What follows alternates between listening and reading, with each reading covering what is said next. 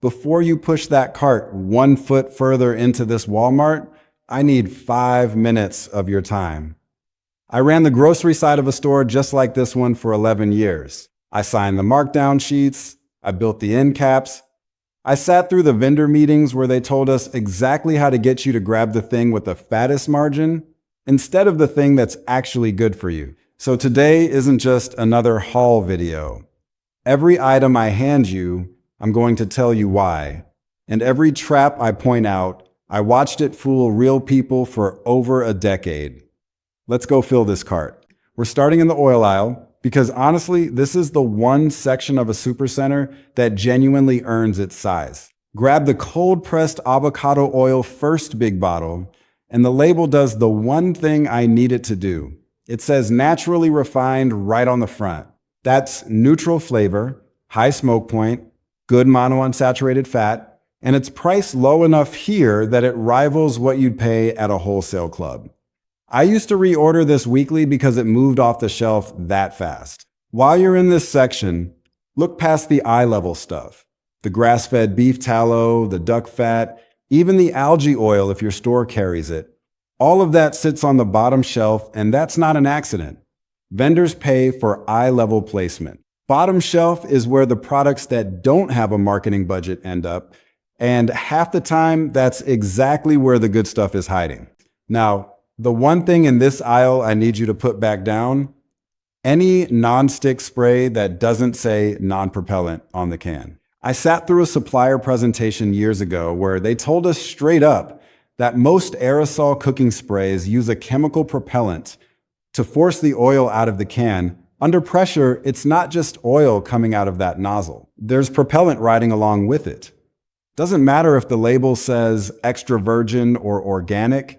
If it's a standard aerosol can and it doesn't specifically say non-propellant, it's not what you think it is. There are pump versions now that solve this, so look for those instead.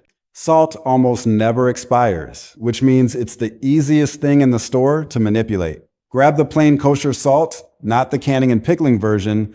The bigger crystal size means you actually control how much you're pinching onto food, and that matters more than people think. Here's the manager trick.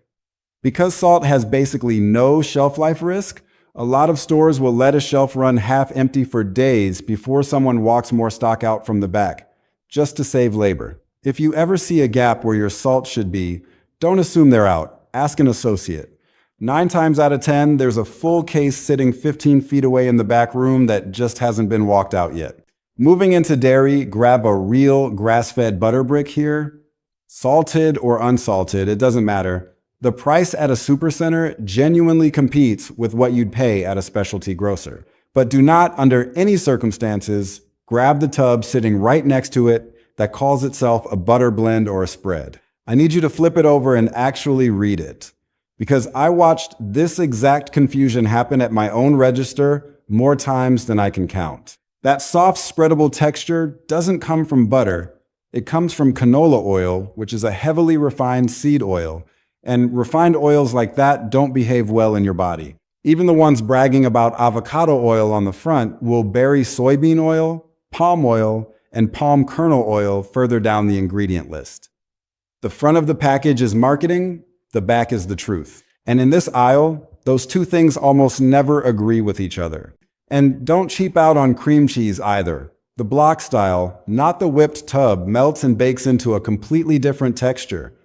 And if you've ever wondered why a cheesecake from a bakery tastes better than one made at home, 9 times out of 10, it's because they didn't cheap out on this exact choice. Grab the almond milk here too, the bigger carton. It's priced about as well as you'll find anywhere. Just go in with your eyes open. Almond milk is mostly water and emulsifiers. Actual almonds barely crack the ingredient list. It's a convenience buy. If you've got 20 extra minutes on a Sunday, homemade almond milk is a completely different product, but for a Tuesday night, this does the job. I'm going to stay near the edge of produce because, honestly, produce managers and I have a complicated history. But there are 3 things back here worth grabbing. First, the shirataki noodles, low carb, made from konjac root.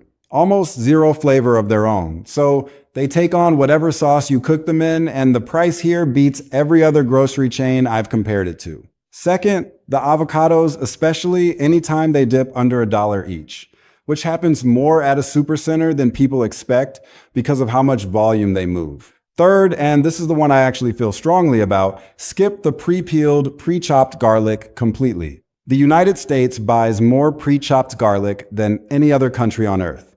And the processing it goes through to get shelf-stable strips out a huge amount of what makes fresh garlic worth using in the first place. It takes 45 seconds to peel a clove yourself. Do that instead. Now let's talk meat, because this is where the real money gets made and lost in a grocery store, and where I can actually save you some. Grab the 100% grass-fed, grass-finished beef. Yes, it costs more per pound than the corn-fed option sitting 6 inches away, but here's the math nobody explains to you at the register. Grass-fed beef carries a meaningfully different fatty acid profile and more of the nutrients your body actually absorbs. So on a per nutrient basis, it is not the more expensive option. It just looks that way on the price tag. If your store carries grass-fed ground bison or a grass-fed chuck roast, both are worth grabbing too. Especially the chuck roast if you're doing anything low and slow in a slow cooker. Here's the tip that'll save you real money though. Meat departments mark down anything approaching its sell-by date first thing in the morning, before the store gets busy, and I mean before 9 a.m. in most locations.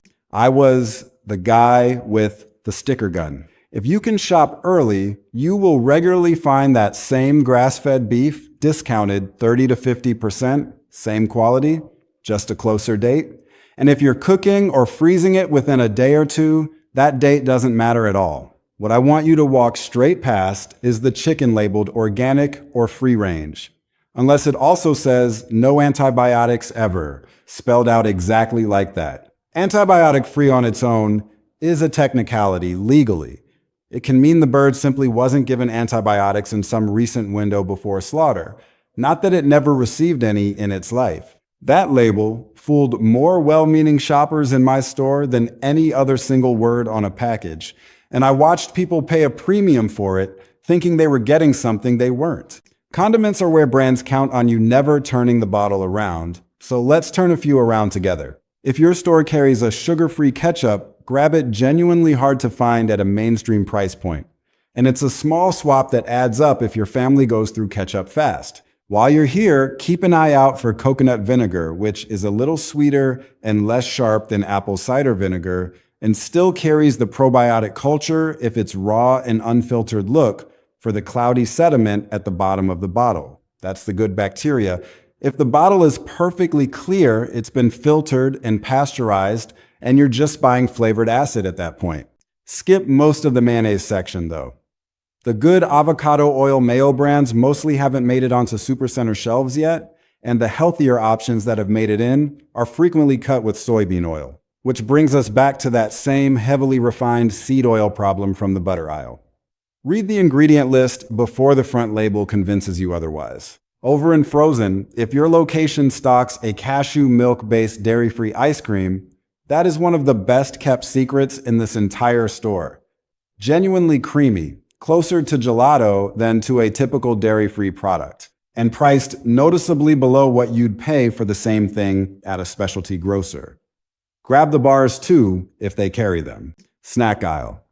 And I'll keep this part quick because most of it deserves to stay on the shelf. A lot of the healthy-sounding popcorn and chip brands are still cooked in sunflower or vegetable oil that isn't expeller pressed, meaning it went through a heavy chemical extraction process. Flip the bag over. If it doesn't say expeller pressed or cold pressed, it's the same refined oil problem again, just wearing a cleaner looking bag. What I will put in the cart is plain pork rinds, not the barbecue flavor, which gets loaded with preservatives for shelf stability. Plain ones are a legitimately good low-carb crunch and one of the few packaged snacks in this entire aisle I'd stand behind. For protein bars, ignore the marketing copy entirely and read the ingredient order, the ones worth buying list, actual nuts and dates, before anything ending in the word syrup. I'm not going to spend much time on the cereal aisle because you already know. Sugar-forward cereals get placed at exactly a child's eye level, on purpose. Reset every quarter by category planners who are optimizing for exactly one thing, and it isn't your kid's health. If you want a genuinely good breakfast, a quinoa bowl with fruit and a scoop of yogurt takes 5 minutes and does more for a kid's morning than anything in a cardboard box with a cartoon on it. Peanut butter aisle is more disappointing than people expect. Both the name brand and the store brand peanut butter powders add sugar that simply does not need to be there, and neither is organic, which matters here specifically because peanuts are a legume that grows underground and absorbs an outsized amount of whatever pesticide was used on the field. If your store carries a plain powdered almond option with just one ingredient, grab that instead. It costs more, but you're not paying for added sugar you didn't ask for. Last, stretch nuts, dried fruit, and a couple of traps I want to leave you with. Stick to raw or dry roasted nuts. Salt is fine. But the moment you see honey roasted or a modified starch coating on the ingredient list, that's a sugar delivery system dressed up as a healthy snack. Same logic on dried fruit check prunes and apricots, specifically for potassium sorbate, a preservative that keeps them soft and shelf stable, but isn't kind to the bacteria in your gut. If the only ingredient listed is the fruit itself, you're in good shape. I need to stand here and say this one directly to the camera because it comes up in my comments constantly. Skip the mainstream pasteurized coconut water. Pasteurization is a heat process that kills off the natural enzymes and living compounds that made raw coconut water worth a premium in the first place. What's left after that process is mostly sugar water with a vitamin C claim on the label. And you're paying a premium price for it anyway. If you want the real thing, look for a raw, unpasteurized brand. Or better yet, find a market that sells whole young coconuts and crack one open yourself. It's more water than you'd expect, and it tastes like a completely different product. Bacon and pork are a genuine letdown at most supercenters. I have yet to find a location carrying anything cured without sugar or nitrates, which rules it out if you're eating strictly paleo or keto. And the pork itself is conventionally raised rather than pasture raised. If that matters to you, this is one category worth driving the extra few minutes to a specialty store for. And the very last stop, the cheese case. Skip the pre-shredded bags entirely.